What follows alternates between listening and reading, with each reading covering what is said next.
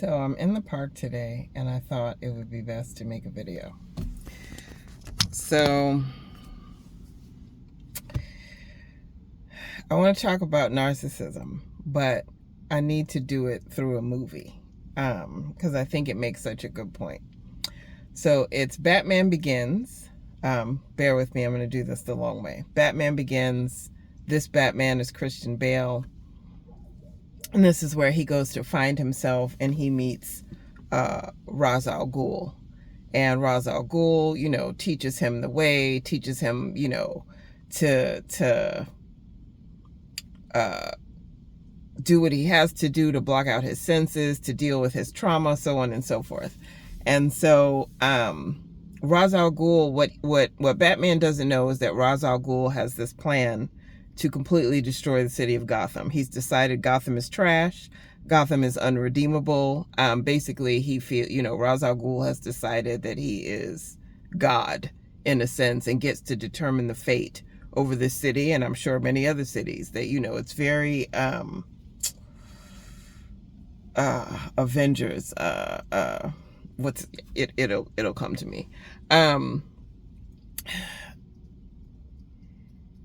So he basically decides, Batman figures out his plan. They burn it. He ends up burning the temple down to escape, thinking he's killed all his men, only for Ra's al Ghul to come back, show up at Christian Bale's party. And, basically the plan is going to continue. But I want to focus on the end scene, the train scene. The scene at the very end when they're on the train and Batman has Ra's al Ghul down on the floor and he's got this spiky thing coming out of his glove, and Ra's al Ghul thinks he's getting ready to kill him. And he basically Ra's al Ghul says to him, "You finally learned how to do what's needed." And Batman says, "I'm not going to kill you, but that doesn't mean I have to save you." And then the train cuts in half and he swoops out and Ra's al Ghul crashes to the ground basically and dies. And I want to focus on that for victims of narcissistic abuse, specifically because you've spent so much time doing good or trying to do good or trying to prove that you're good or trying to prove to the narcissist that you're worthy. You've done all of these things. You're used to being a helper. You're used to blaming yourself. You're used to taking accountability in situations where you didn't need to take accountability. You're used to doing the right thing. You're not the person that can always do what's needed. And narcissists have a way of trying to guilt you into do certain things when their behavior does not dictate that you do anything for them. You don't owe them anything.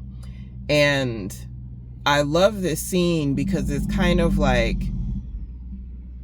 when you find yourself in situations where the narcissist tries to get you to think that you owe them something, or that you owe them kindness, or that you owe them agreeability when they've been such a horrible person to you, and then all of a sudden they need something from you. Because see, this happens inside the marriage, and then it also happens outside of the marriage when they realize, wait, I might need something from her. It's kind of the same way they used to butter it up and act nice when they know they've messed up enough, and then they're kind of like, well, wait a minute, I need something from her, so let me act the way I know how to act, but refuse to act in the first place. But anyway, I say all that to say, it's wonderful to finally get to a point where I realize I don't have to match his energy. I don't have to be mean. I don't have to be nasty. I don't have to be spiteful. I don't have to be vengeful. I don't have to harm you. But I don't have to save you either. And it's taken me a really long time to get to that place of realizing I don't owe my ex saving.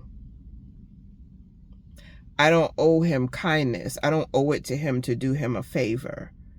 And it's not out of spite. It's not out of hatred. It's not out of payback. it's out of just finally understanding what a boundary is. You don't get to treat someone like crap and then turn around and ask them to help you and think they owe it to you. I don't have to kill you, but that doesn't mean I have to save you. Hope that helps somebody today.